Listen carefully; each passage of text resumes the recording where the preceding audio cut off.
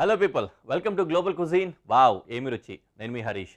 చక్కగా ఎక్స్ప్లోర్ చేస్తూ African dishes అన్నింటినీ కూడా మనం తెలుసుకుంటూ ఉన్నాం కదా. అందులో భాగంగానే ఇవాళ కూడా రెండు అద్భుతమైన రెసిపీస్ని మీకోసం తీసుకొచ్చేసాను. మొదటగా మనం తయారు చేసుకోబోతున్నాము చక్కటి కర్రీ, అది కూడా చికెన్ కర్రీ. చాలా అద్భుతంగా ఉంటుంది. మాటలన్నీ కూడా ఆపేసి డైరెక్ట్గా రెసిపీలోకి వెళ్ళిపోదాం. మనం తయారు చేసుకోబోతున్న ఆ డిష్ పేరేంటంటే దర్బన్ చికెన్ కర్రీ. ఈ దర్బన్ చికెన్ కర్రీకి కావాల్సిన ఇంగ్రీడియంట్స్ ఏంటో ఒకసారి చూద్దాం.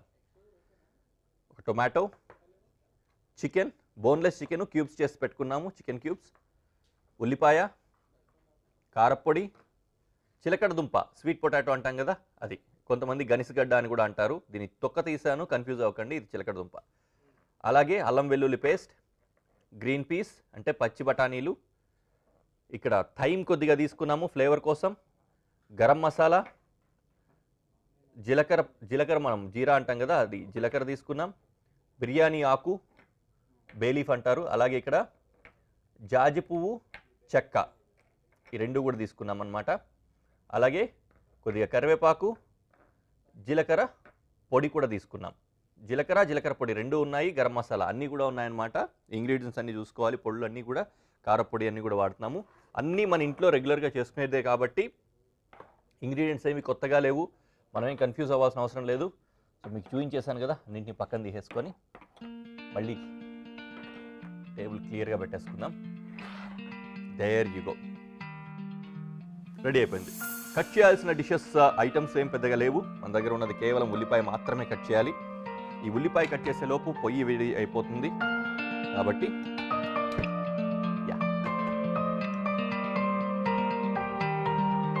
ఓకే.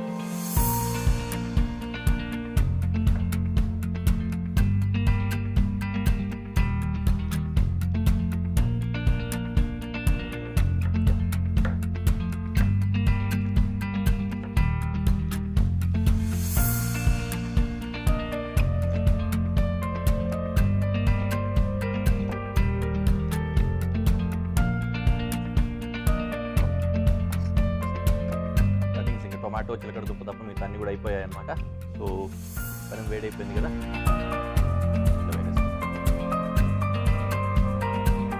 చాలా చక్కగా ఉన్నాయి. మోరోవర్ ఏంటంటే చాలా స్పైసీగా ఉన్నాయండి. ఆఫ్రికన్ డిషెస్ని మనము రెగ్యులర్గా ఎక్స్ప్లోర్ చేస్తున్నాం కదా, ఇందులో భాగంగా నేను చూస్తున్నాను బాగా కారంగా ఉన్నాయి.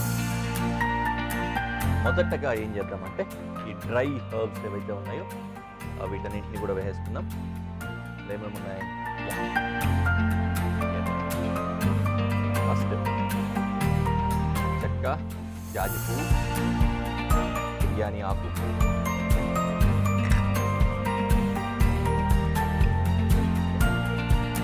జీలకర్ర, దీంతో పాటు కొద్దిగా అట్లా వేగిన తర్వాత కరివేపాకు.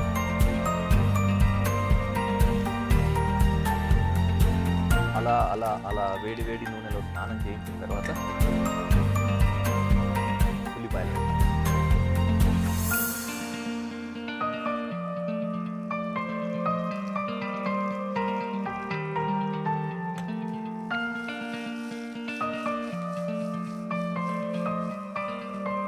ఓకే.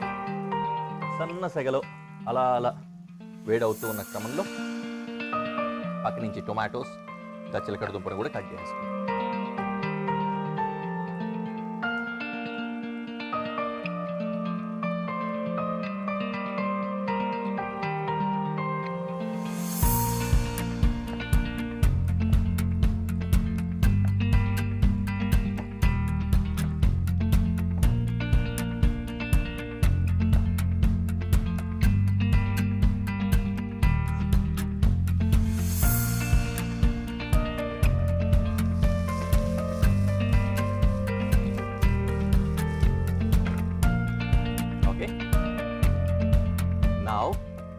జింజర్ గార్లిక్ పేస్ట్ కూడా వేసుకున్నాము. జింజర్ గార్లిక్ పేస్ట్ కూడా జనరల్లీ ఏమంటారంటే కొద్దిగా ఆయిల్లో ఫ్రై అవ్వాలి అంటారనమాట. ఎందుకంటే జింజర్ గార్లిక్ పేస్ట్ కూడా కొద్దిగా పచ్చిదనం తగులుతూ ఉంటుంది, కొద్దిగా ఆయిల్లో ఫ్రై అయితే అది పోతుంది అంటారు. బట్ దాంతో వచ్చే ఒక పెద్ద సమస్య ఏంటంటే జింజర్ గార్లిక్ పేస్ట్ వేసిన వెంటనే అడుగు అంటుకోవడం మొదలవుతూ ఉంటుంది. దానికి సిద్ధపడాలన్నమాట. ఓకే, అక్కడి వరకు అయిపోయింది. And now green peas.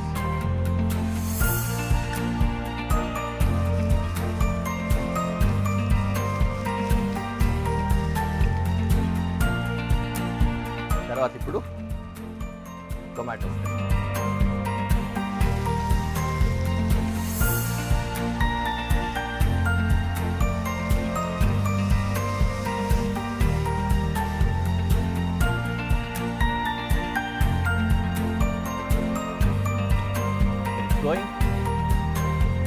ఈలోపు చిలకడ దుంప కట్ చేసేసుకుందాం. ఇది కొద్దిగా గట్టిగా ఉంటుంది, కష్టపడాలి, కుస్తీ పడాలి.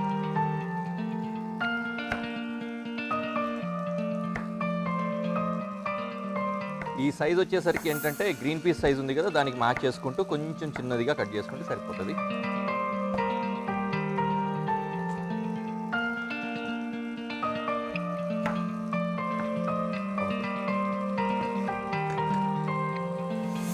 ఇప్పుడు చిలకడ దుంపలు కూడా ఇందులో వేస్తున్నాం.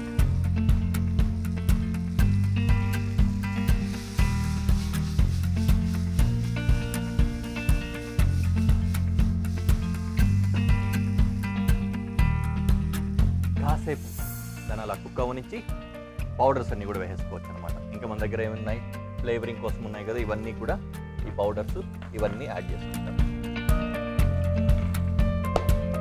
కాసేపు దీన్ని కుక్ అవ్వనిస్తాం. అయిపోయింది కదా. ఇప్పుడు దీంట్లో జీలకర్ర పొడి, time, garam masala and chilli powder వేస్తాం. దెబ్బకి మొత్తం ఇంగ్రీడియంట్స్ అయిపోయాయి ఎక్సెప్ట్ చికెన్ ఇంకా ఉప్పు మాత్రమే వేయాలి కర్రీ కోసం. అంటే కర్రీ కన్సిస్టెన్సీ రావడం కోసం కొద్దిగా వాటర్ యాడ్ చేసుకోవాలి.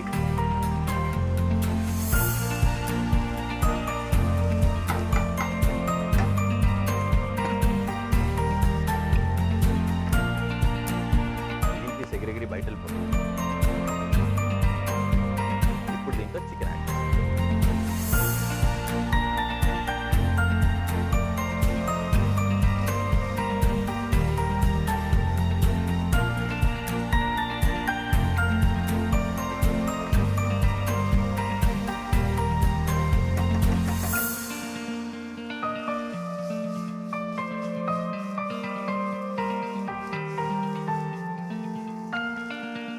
కొద్దిగా ఆ చికెన్లో ఉన్న మాయిశ్చర్ కొద్దిగా తగ్గిన తర్వాత ప్రాపర్ కుకింగ్ టెక్స్చర్ వస్తుంది.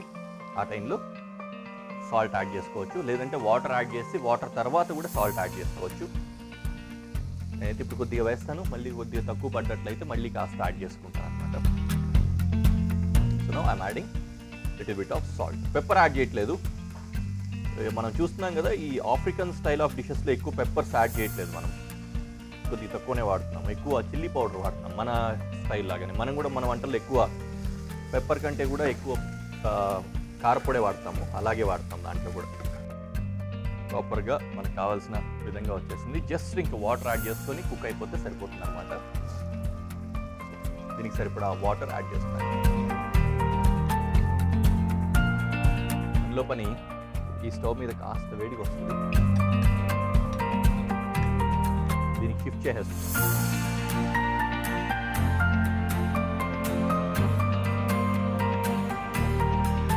ఓకే, ఓ 5 minutes అలా కుక్ అవ్వడానికి టైం పడుతుంది కదా. ఈలోపు మనం కొద్దిగా అలా రిలాక్స్ అయిపోదాం. ఇది కుక్ అయిపోయిన వెంటనే బయటికి తీసేసి ప్రజెంటేషన్లో పెట్టేద్దాం.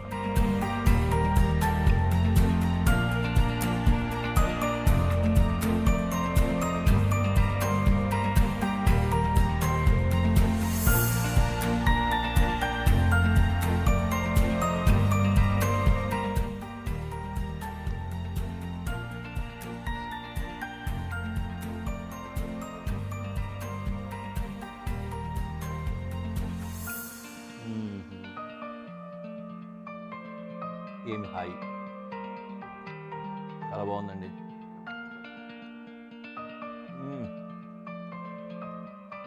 ఎమ్మి ఎమ్మి. చాలా బాగుంది. ఖచ్చితంగా మీరు కూడా ట్రై చేసేయండి. దీన్ని అలా పెట్టుకొని తర్వాత రైస్లో కానీ బ్రెడ్స్లో కానీ అకంప్లిమెంట్గా తీసుకోవచ్చు. సూపర్గా ఉంటుంది. చక్కటి డిష్ అయిపోయింది కదా కర్రీ ఐటమ్. ఓ మంచి డిష్ పై లాగా ఉంటుంది, చూడడానికి డిఫరెంట్గా ఉంటుంది.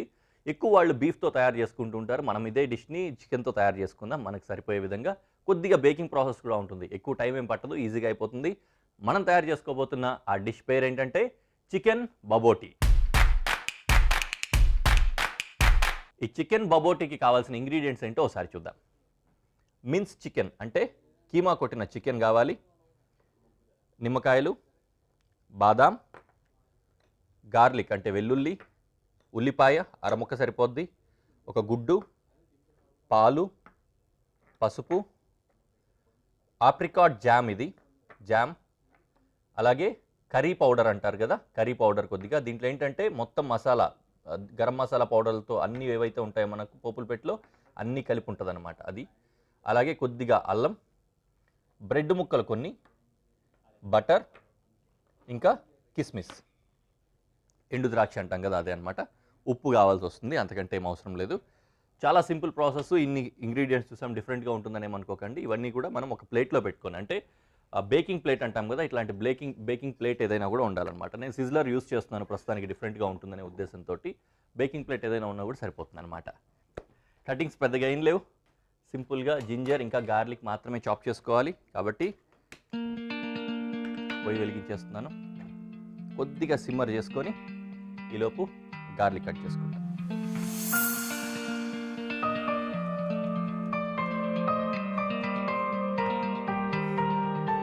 ఇందాకే చెప్పాను కదా కొద్దిగా బేకింగ్ ప్రాసెస్ ఉంది అని. ఫస్ట్ ఇవన్నీ కూడా కట్ చేసుకొని కుక్ చేసుకుంటాము. కుక్ అయిన తర్వాత అన్నింటినీ తీసుకెళ్ళి బేకింగ్లో అంటే చేయాల్సి వస్తుంది అనమాట, లేయర్గా. చూడ్డానికి పైలాగా ఉంటుంది, కంప్లీట్గా డిఫరెంట్గా ఉంటుంది. కాబట్టి జాగ్రత్తగా ఫాలో అవ్వండి. ఫాలో అయ్యి మీరు కూడా ఖచ్చితంగా ట్రై చేయాలి.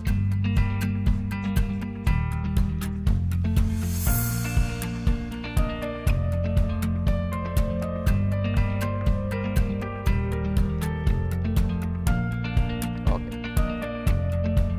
Here we are good to go. కొద్దిగా ఆయిల్ కూడా వేసుకుంటాను. యాక్చువల్గా బటర్లో వేస్తాము, బట్ రెండు ఉంటే కొంచెం డిఫరెంట్ ఫ్లేవర్ కూడా అనిపిస్తుంది. అందుకని బటర్ ఇంకా ఆయిల్ రెండు యాడ్ చేస్తున్నాను. సో ఆయిల్ తర్వాత బటర్ వేడైన తర్వాత ఒక్కొక్కటిగా జింజర్, గార్లిక్ ఇంకా ఆనియన్ వేసి సాటే చేసుకుంటాను.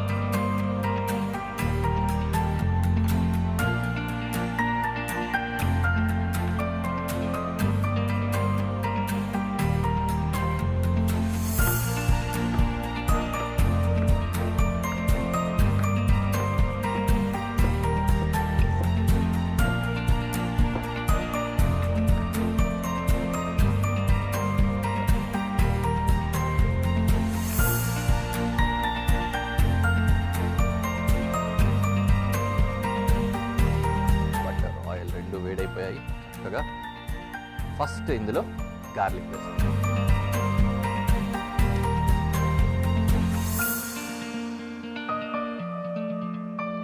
బ్యూటిఫుల్. And ginger.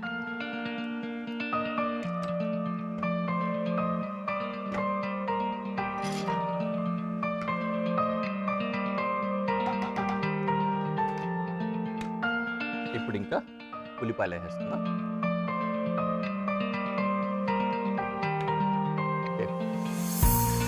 ఇందులో ఈ డ్రై ఫ్రూట్స్ కావచ్చు, బ్రెడ్ కావచ్చు, ఇవన్నీ కూడా కుకింగ్ ప్రాసెస్లో వెళ్ళవు, బేకింగ్ ప్రాసెస్లో మాత్రమే వెళ్తాయి. కాబట్టి అవన్నీ కలపము. ఇప్పుడు మనకు ఈ చికెను ఇది కూడా ఇందులోనే వస్తుంది. ఇవి మాత్రమే కావాలి. ఇక్కడ వరకు పెట్టుకుందాం. ఓకే, ఇప్పుడు ఇందులో చికెన్ యాడ్ చేస్తాం.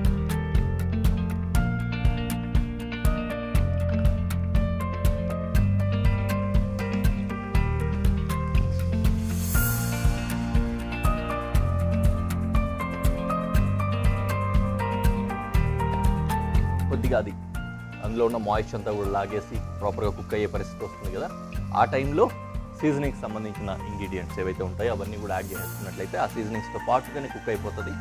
తర్వాత తీసి నెక్స్ట్ ప్రాసెస్లోకి వెళ్ళిపోవచ్చు అనమాట. సో ఫస్ట్ ఇందులో ఏం చేయాలంటే మిల్క్ ఉంది కదా, మిల్క్ని తీసుకొని ఇందులో కొద్దిగా టర్మరిక్ యాడ్ చేసుకోవాలి.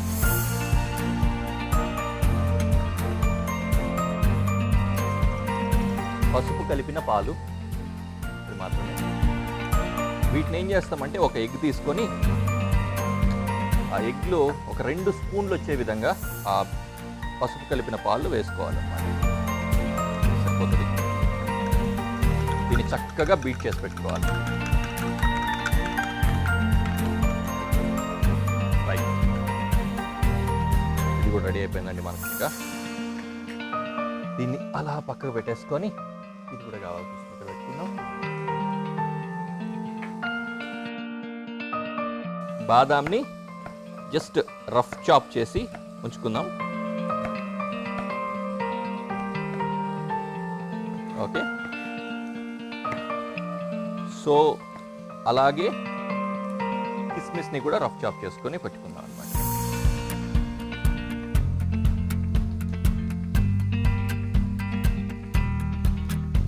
అయిపోయింది. ఈ 2 తర్వాత ఉపయోగపడతాయి. అప్పటి వరకు అలా వెయిట్ చేస్తూ ఉంటాయి.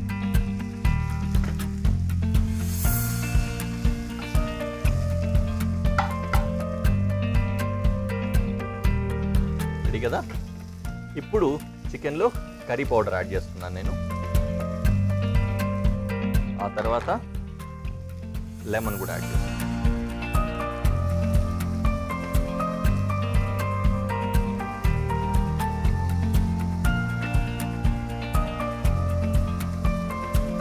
కొద్దిగా సాల్ట్ కూడా.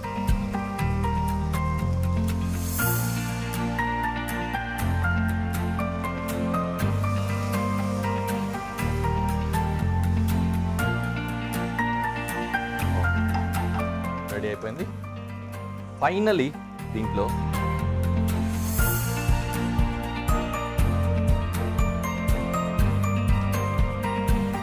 ఆప్రికాట్ జామ్ ఆ వేడిగా ఉన్నప్పుడే ఇది వేసిన తర్వాత కుక్ అవ్వకూడదు కాబట్టి జామ్ వేసేసుకొని జస్ట్ మిక్స్ చేసి దించేసుకోవడం.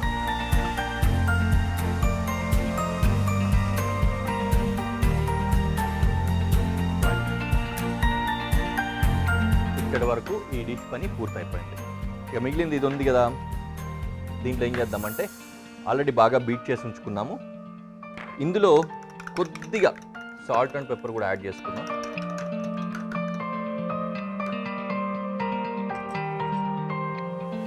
కొంచెం అంత పెప్పర్,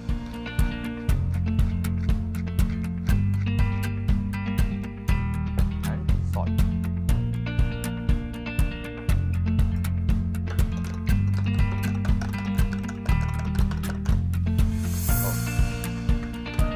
ఇవన్నీ రెడీగా ఉన్నాయి. ఇప్పుడు ఈ మొత్తం కౌంటర్ అంతా క్లీన్ చేసేసుకొని మొత్తం సెట్ చేసుకొని ఏ విధంగా చేయాలో మీకు చూపిస్తాను. ముక్కలు కొద్దిగా పెద్ద పెద్దగా ఉన్నట్లు అనిపించాయి, అందుకని జస్ట్ విడిపోవడానికి ఆ విధంగా స్లైసింగ్ చేస్తున్నాను. కొద్దిగా చిన్న ముక్కలు ఉంటే స్ప్రెడింగ్ బాగా అవుతుందని ఉద్దేశంతో. ఇప్పుడు ఫైనల్ ప్రాసెస్లోకి వెళ్ళిపోతాం.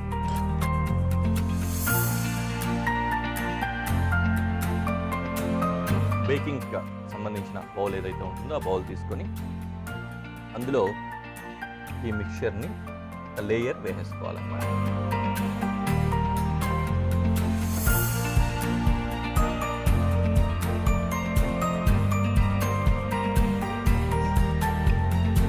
లేయర్ వచ్చింది కదా, క్వాంటిటీ అంతా కూడా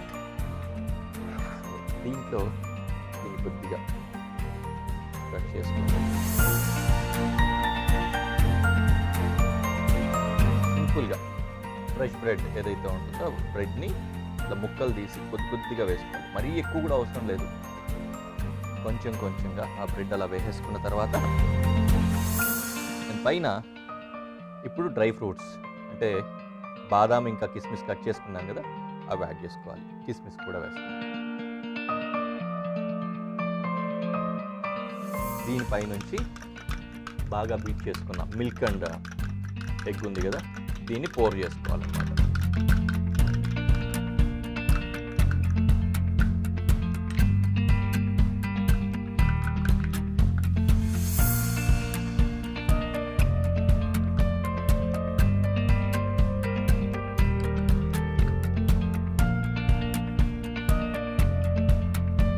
విధంగా పోర్ చేసుకున్న తర్వాత ఈ బేకింగ్ ట్రైన్ తీసుకెళ్ళి ఓవెన్లో పెట్టుకోవాలి. ఓవెన్లో 10 మినిట్స్ రిక్వైర్మెంట్ పడుతుంది. 10 మినిట్స్ అట్ 180 డిగ్రీస్ టెంపరేచర్లో అనమాట. ఓన్లీ ఎగ్, దీంట్లో ఎగ్ వేసాం కదా, ఎగ్ మాత్రమే కుక్ అవ్వాలి, మిగతా అంతా కూడా రెడీ అయిపోయింది మనకు తెలుసు. సో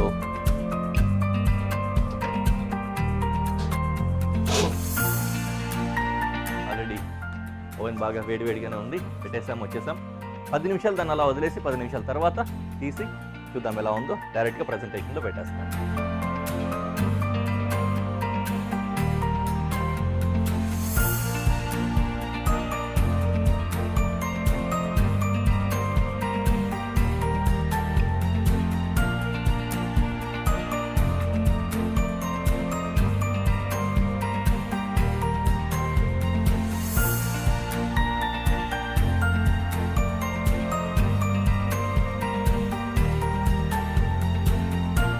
చాలా బాగుంది, డిఫరెంట్గా స్వీట్ సైడ్, సాల్టీ, స్పైసీ, స్ట్రాబెరీగా చాలా బాగుంది. ఖచ్చితంగా మీరు కూడా తయారు చేసుకొని తిని ఎంజాయ్ చేయండి. నైస్ కదా. ఓకే, నెక్స్ట్ ఎపిసోడ్లో మళ్ళీ కలుద్దాం. Until then bye.